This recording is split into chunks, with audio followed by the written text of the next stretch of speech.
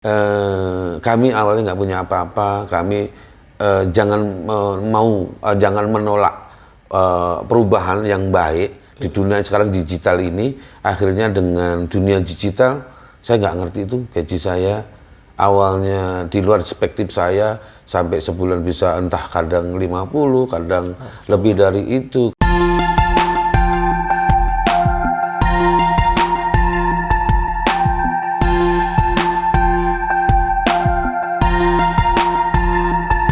Assalamualaikum warahmatullahi wabarakatuh. Salam sinkronisasi dan harmoni diri dan harmoni semesta. Ketemu lagi dengan saya Bung Tommy dari channel Intersoul.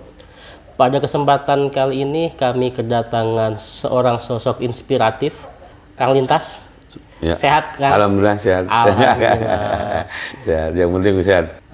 Kang Lintas ini menurut kami merupakan seorang sosok yang sangat menginspirasi ya, dengan pengalaman hidup beliau.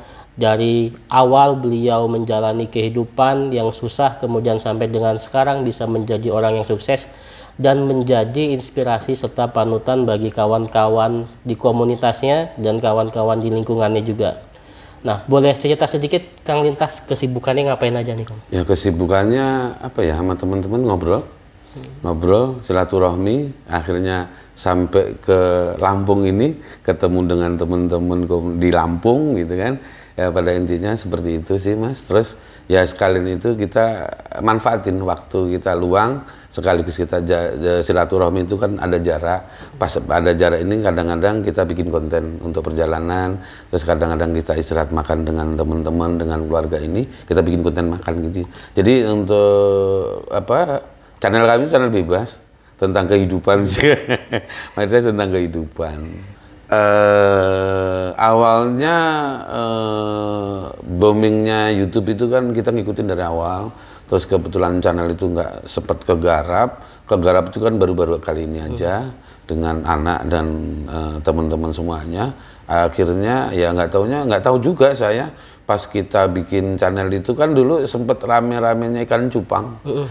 Kami akhirnya bikin rumah cupang sampai 1000 cupang lah gitu di situ. Nah, dari situ kan kita ini kok lama-lama yang subscribe banyak gitu. Terus akhirnya pas kita jalan keluarga gitu kan, nyoba kita ambil lah. Kita ini bukan wujud dari ria. Terus kita ada namanya di situ juga makan gratis gitu, bukan riak juga, bukan ujub kami, cuma kita pengen berbagi dan kemudian kita publishin. Akhirnya banyak yang teman-teman suka. Akhirnya kan memang semboyan kami itu sebetulnya juga bukan dari saya sendiri, kebetulan kalau itu dari adik saya. Kebetulan itu semboyan kami di dalam channel itu, berbagi tidak pernah rugi kalau tidak berbagi, gitu sih. Berarti awalnya memang nggak ada niatan mau buat channel untuk profit atau dapat penghasilan sebenarnya? Awalnya enggak. Memang kita tahu awalnya itu ada, tetapi kalau menuju ke situ kita tahu kan persyaratannya waktu untuk channel itu kan subscribe-nya kan minimal 1000, terus sampai 4000 jam tayang, dan kami udah menjalani itu karena itu channel itu udah stuck 2 tahun, nggak nyampe ke situ, nggak nyampe. Tetapi dengan adanya booming yaitu ikan, booming dengan yang perjalanan waktu kita yang pokoknya yang viral-viral lah sekarang, dunia kita kelihatan viral, apa yuk kita cari gitu, seperti itu sih. Akhirnya ngangkat aja. Oh, berarti dia sebenarnya nggak terpaku hanya di satu tema aja ya? Enggak, temanya bebas tentang kehidupan. Semuanya apa aja saya pikir masuk. Lu mah gak ada, lu mau gak ada. Kalau kesibukan Kang Lintas selain sebagai konten kreator apa, Kang? Kebetulan kan kami juga ada pekerjaan, dan kami kebetulan sebagai koordinator di lapangan, kami mempunyai teman-teman yang kami bawahin itu sekitar 250 orang. Gitu kan. Mantap, itu banyak betul ya. 250 orang, dan kami coba pendekatan kami bukan pendekatan antara bawahan pimpinan atau koordinator, tidak. Kami lebih seneng pendekatan familiar kekeluargaan sih, seperti itu. Jadi ada program kami Sabtu Minggu sama keluarga itu, nanti dari sekian orang itu yang kelihatan kami sempat dan keluarga kami sempat, kami itu berkunjung ke teman-teman kami yang kami pimpin ini, itu nginep di rumah mereka. Semalam. semalam nginep supaya kami lebih dekat dengan, kami kenal bapaknya sebagai pekerja di situ bekerja, terus kami sebagai seolah-olah pimpinannya kayak itu menyebutnya gitu kan, kami terus akhirnya kenal istri, kenal anak. Dengan adanya kita banyak kenal kan, masukan apa kondisi teman-teman kurang apa kan kita tahu, seperti itu sih. Oh, berarti gaya kepemimpinan Kang Lintas ke tim ini nggak gaya kepemimpinan seorang bos ya Kang ya? Tapi lebih leadership ya Kang ya. Jadi artinya membangun hubungan emosional dengan tim, ya, membangun kekeluargaan dengan tim. Jadi ketika jalan aktivitas itu mereka nggak ada rasa keterpaksaan, tapi memang enjoy ngejalaninnya. Nah, tapi kok Kang Lintas bisa sampai mimpin tim segitunya tuh pasti ada latar belakang nih Kang. Nggak mungkin tiba-tiba kok Kang Lintas bisa mimpin orang sebanyak itu tanpa punya background nih. Apakah background pendidikan atau pengalaman hidup mungkin Kang?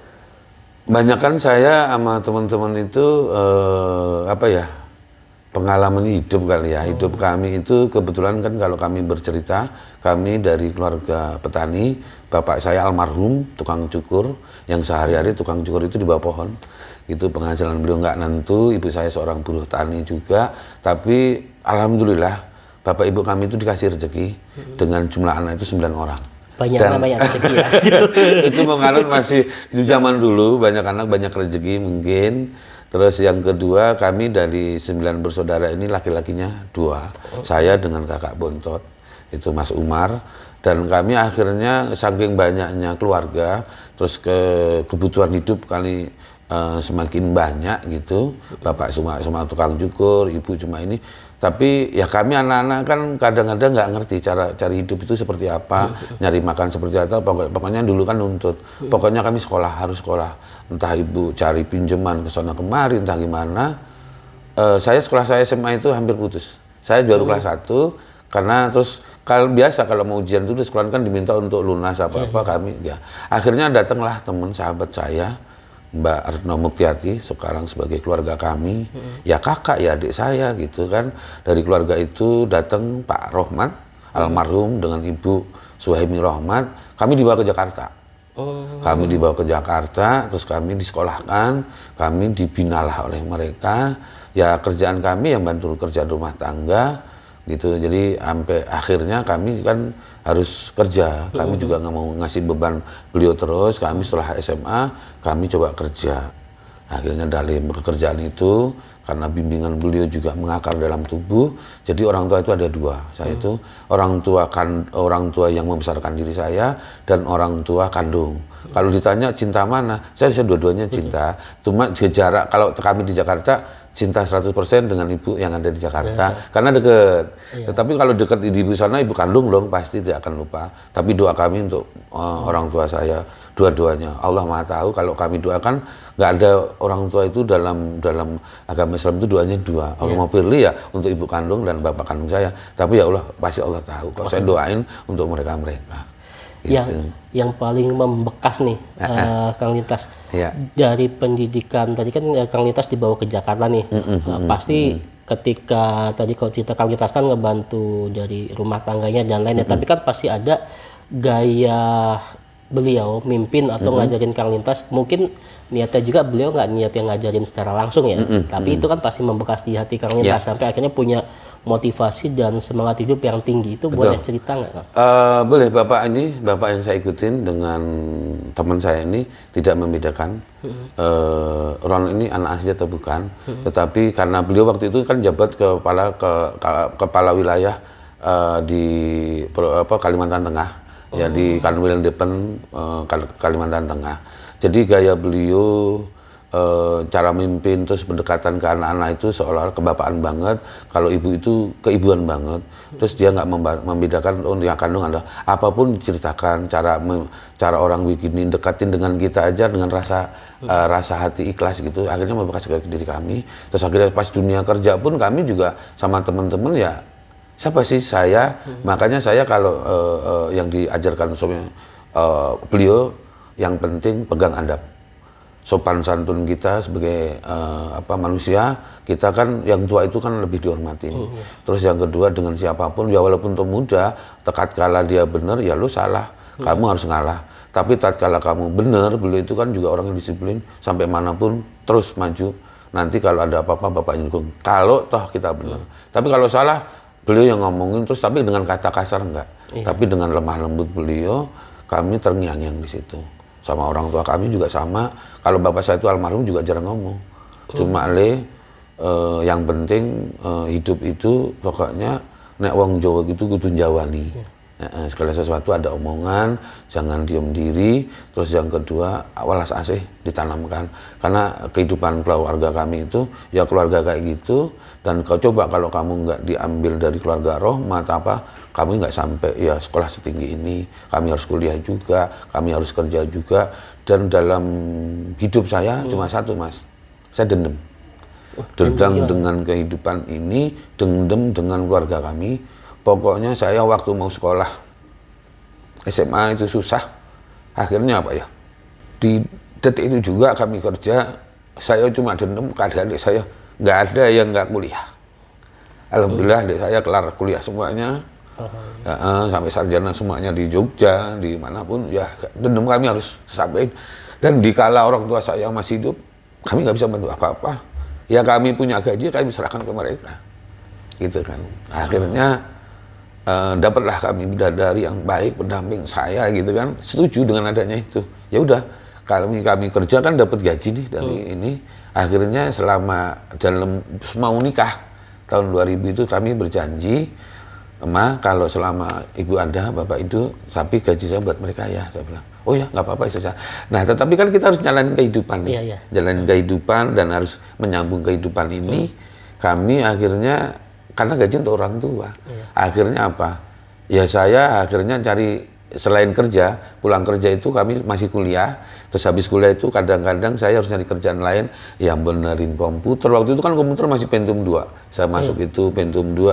Misal pun nggak ngerti. Orang punya komputer juga nggak awal nih kan. Akhirnya cara nginstal, cara benerin komputer. Akhirnya pertama-tama itu komputer asal saya pegang itu pasti bukan tambah bener, tambah rusak. Tetapi kami punya andalan teman di kantor itu yang baik, dari kebaikan beliau lah akhirnya berkembang. Kadang-kadang diajarin Mas Boy, Mas Wahyu Gendut, sekarang udah lama nggak ketemu, udah hampir 5 tahun sejak beliau nikah. Itu yang ngajarin, oh gini, oh begini. Terus nanti kadang-kadang yang betulin printer itu mereka, yang betulin monitor mereka. Nanti saya tanya, habis berapa Mas? 50. Saya bawa lagi ke kantor. Alat elektronik kantor itu rusak, saya 75. Kan ada kelebihan 25. Terus kebetulan istri saya itu waktu itu masih kerja di apotek sebelum punya anak. Tapi pas waktu mau punya anak satu, anak pertama, istri saya harus, mau nggak mau saya sebagai kepala keluarga harus tanggung jawab, dan istri saya harus didik anak saya dan ngomong anak saya. Nah, Kang tadi kan udah ketemu nih si istri juga, dia sepakat bahwa gaji Kang Lintas itu diserahkan untuk keluarga semua. Nah, kalau boleh tahu nih Kang, ngapa kok sampai semua gaji Kang Lintas itu diserahkan semua ke keluarga nih Kang? Tadi kan saya kerasa nih Kang, jadi cerita Kang Lintas itu getaran di saya itu kerasa banget, karena emang dari hati tulus Kang Lintas nih. Saya nggak mau lagi ngelihat ibu saya, adik-adik saya susah. Dia harus makan cukup. Dulu karena waktu kami sekolah SMP itu kami harus bantu orang tua ke sawah, jaga aliran air itu Mas. Terus kami harus pulang sekolah kadang-kadang pegang molen itu alat untuk untuk ngancurin tanah, jadikan bukan dijadikan genteng gitu. Itu pulang sekolah kami gitu bantu orang tua seperti itu. Nah, kalau saya pengen terusin pendidikan, sisi lain kan saya pengen lah kayak teman-teman jalan pendidikan. Kalau aku tinggal, ibu saya yang bantu siapa? Saya kebetulan kan diselamatin lah sama keluarga Pak Rahmat ini. Dengan adanya diselamatin, saya juga nggak mau seperti itu. Pokoknya kami harus selesaikan sekolah secepatnya. Waktu itu kami kelas 1, di Jakarta kelas 2, kelas 3, jadi 2 tahun. Terus kemudian alhamdulillah Pak Rahmat dengan baik, bimbing saya dengan baik. Terus akhirnya kerja juga gitu kan, yang masukin beliau juga. Ya akhirnya seperti inilah. Terus kami pokoknya setelah kerja saya nggak mau lah. Ibu saya susah, adik saya susah, adik saya nggak sekolah. Semuanya harus sekolah. Kalau toh gaji itu untuk ibu yang penting.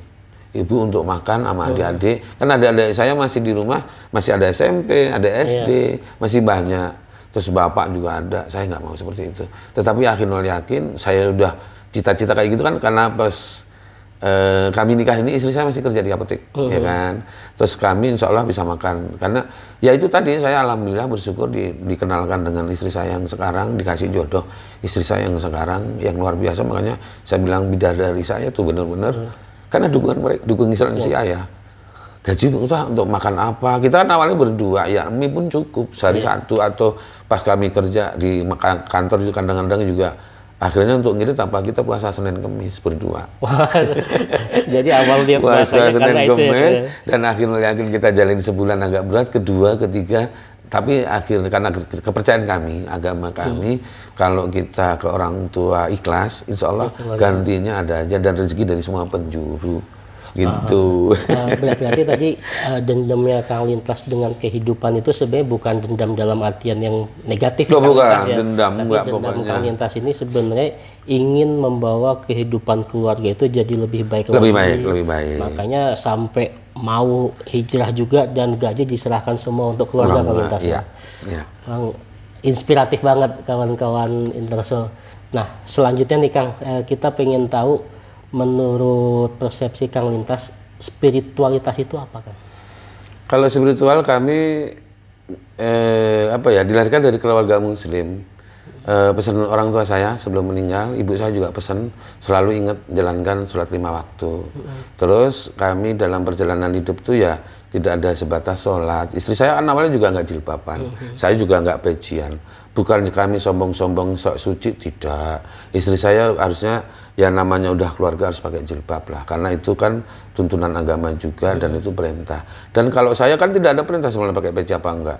Minimal saya kalau mau berbuat nggak baik, minimal saya kalau mau yang hal macam-macam, saya malu sama peci saya. Awalnya saya nggak peci juga, tetapi kok awalnya kan saya topin kayak anak muda. Tetapi kan namanya topi kalau di dunia kerja itu kalau mau masuk kantor itu harus dicopot. Terus kepala kami juga, rambut kami juga nggak selebat sampean. Karena ya pada intinya saya berpeci bukan suka ustadz, bukan kiai, enggak. Satu untuk nutupin itu, kedua kalau masuk kantor ini kan kayak apa ya, resmi lah, resmi pakaian apa, mau ke kantor mau apa nggak usah dicopot, itu nggak masalah. Itu. Terus yang kedua tetap kami mencari, kami nggak mau spiritual kami itu kayak batang pohon kering, ngerti nggak? Batang pohon kering yang notabene kalau diongkrokin tuh jadi cuma bahan bakar. Bahan bakar.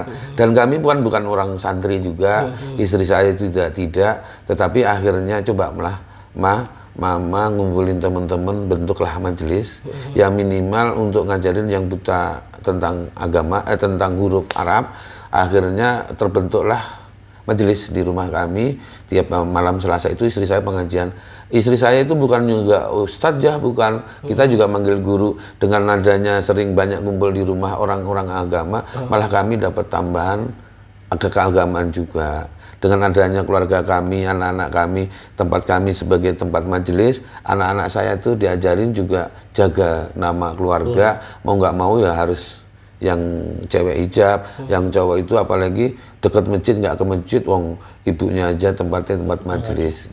Terus kami kenapa menggambarkan seperti pohon kering jadi bahan bakar kalau nggak pakai, makanya tetap saya harus jalan-jalan sama istri saya, harus mencari kehidupan ini. Yang penting itu kita silaturahmi. Dengan adanya pohon kering itu kalau kita poles, kita pernis, kadang-kadang bisa jadi pemandangan untuk rumah, pemandangan untuk hiasan dan lain sebagainya. Mau kami seperti itu. Kami terus mencari dimanapun agama itu cuma satu, kami tidak membedakan. Kami dalam perintah agama juga hablu minanas, jaga hubungan manusia-manusia, tapi kalau hubungan kita hablu minallah kan urusan kita maulah, kan gitu. Mantap banget. Sampai pencarian tertentu gitu nggak Kang? Artinya mencari terus nih spiritual. Tetap saya akan mencari, tetap keyakinan kami di Muslim. Terus sahabat kami dari SMP, saya susah. Dulu saya mau les itu nggak bisa les kalau nggak dijemput sama sepeda, Mbak Ana Mariana. Udah ketahuan kan pasti Kristen. Ada dengan Mas Setiajet, Alisius Setiajet Wibowo. Dua-duanya sahabat saya itu Protestan dan Kristen. Tetapi kalau saya lagi Jumatan dia nungguin. Kalau dia ada ke gereja, saya ngantar ke gereja. Terus kalau keagamaan itu akhirnya kami karena dilahirkan Muslim, ya kami harus jaga marwah orang tua ini Muslim gitu. Terus kalau kepercayaan itu nggak boleh diminta kepercayaan ini berubah, enggak. Kami tetap percaya apa yang dikepercayaan orang tua, dan kami semakin belajar tentang agama Islam ini ya semakin yakin. Tetapi kan guru kita kan harus banyak, Bluminasna ke teman-teman harus banyak, dan kita nggak sendiri. Tapi semakin awalnya saya di Lampung seperti ini, saya nggak punya saudara, nggak punya keluarga. Tapi setelah mampir ke Mas Dude, Mas Tommy, punya saudara. Terus Pak Faisal yang dari datang, beliau juga bayangin kalau Pak Faisal itu juga udah tapi tingkatnya udah pokoknya Pak Jenderal gitu. Siapa sih yang mau berdekat beliau? Tetapi lihat sosok beliau apa-apa mau nerima, sederhana, apa nggak enak. Ya udah kalau mau ke Lampung ke sana teman-teman melayani. Allah Akbar. Dengan adanya itu semakin hari saya dengan teman-teman itu semakin bangga, dan nggak taunya kita itu harus mempraktekkan itu untuk siapa saja. Akhirnya malah banyak keluarga, bukan banyak musuh atau banyak apa ya, di mana-mana ada keluarga, udah enaknya seperti itu. Alhamdulillah. Ini kedatangan Kang Lintas dan kawan-kawan ke Lampung sebenarnya jadi tambahan bahan bakar dan spirit kita juga, Kang Lintas. Semoga sih kita tetap bisa terlalu terhubung. Siap, amin, sehingga amin. kita bisa lebih bermanfaat bagi sesama juga. Amin. Nah, kalau boleh tahu sedikit nih Kang Lintas, kenapa kok Kang Lintas dan kawan-kawan itu sampai mau segitunya jauh-jauh ke Lampung nih Kang? Satu, pedoman kami silaturahmi. Makanya seperti saya gunain waktu Sabtu Minggu, saya ke teman, bukan anak buah lah kalau saya bilang, ke teman-teman saya untuk nginep itu, ya hujannya silaturahmi. Saya dari keluarga nggak ada, terus kami di Jakarta nggak punya siapa-siapa, akhirnya banyak saudara, banyak keluarga kami, merasa kami tidak sendiri, itu satu. Yang kedua, minimal kalau kami kemana-mana, kami akan berbuat salah, banyak yang ngingetin saya. Terus kalau sama teman-teman ini kita pengen jati diri supaya lebih mantep sih. Makanya kami dengan Pak Ustadz bareng itu ya tetap segala sesuatu tetap harus diasah, segala sesuatu tetap harus dicari sampai kita nih. Karena kita kalau menurut saya, apa yang bisa cari lagi? Yang saya cari lagi apa? Umur sudah kepala 5, terus sudahlah mimpin sekian banyak teman-teman, terus sama teman-teman komunitas itu merasa nuain gitu kan, terus kan bikin channel itu kena kesana kemari, akhirnya ya di dalam channel itu ya adik saya, ya anak saya libatin. Akhirnya apa? Kalau kita rukun damai, kita udah apa ya, nikmat sekali hidup ini, nggak ada yang dipikirkan, apalagi tambah teman-teman sama-sama kita mencari ketuhanan, mencari yang esa gitu. Akhirnya kalau kita tujuannya ke situ, kita mau gontok-gontok ngapain? Orang kita nyari kebaikan kok. Kan gitu. Ya pesan saya sama teman-teman, jangan apa ya, nutup kemungkinan dengan perubahan dan dunia digital, dari offline kami menjadi online. Awalnya kami tidak mengirakan luar biasa, mungkin berkat doa orang tua, kami dari offline dengan adik kami untuk jilbab, untuk yang lain tentang ya TikTok, kami main cuma untuk hiburan awalnya. Kami nggak taunya dengan adanya kita jadi afiliator, itu kita mengajak teman-teman komunitas yang hobi awalnya cupang, sekarang jadi ekspor, terus jadi teman-teman cupang sama-sama mencari ketuhanan sama kami, lebih memperdalam, lebih mempertebal sih sebetulnya.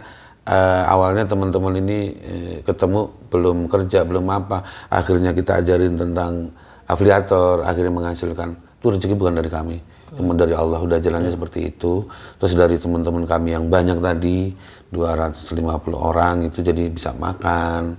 Terus kita dari saya susah, minimal, makanya kebentuk kebahagiaan sukses di mana saya juga bingung. Tetapi saya merasa bahagia aja sekarang, dengan usia sekarang, merasa seneng aja. Terus kami akhirnya dulu, kami dibantu dari keluarga Pak Rohmat, dengan Mbak Retno, adik, dan dia kakak saya juga, yang selalu sayang sama beliau, sampai sekarang masih ada di Bekasi. Kami harus ya itu tadi, kita harus tahu adab lah, bahwa mereka adalah orang yang menjadikan kami seperti ini, dan adab kami juga harus menghormati beliau. Itu aja sih. Terus kami jangan menganggap anak buah itu seperti anak buah.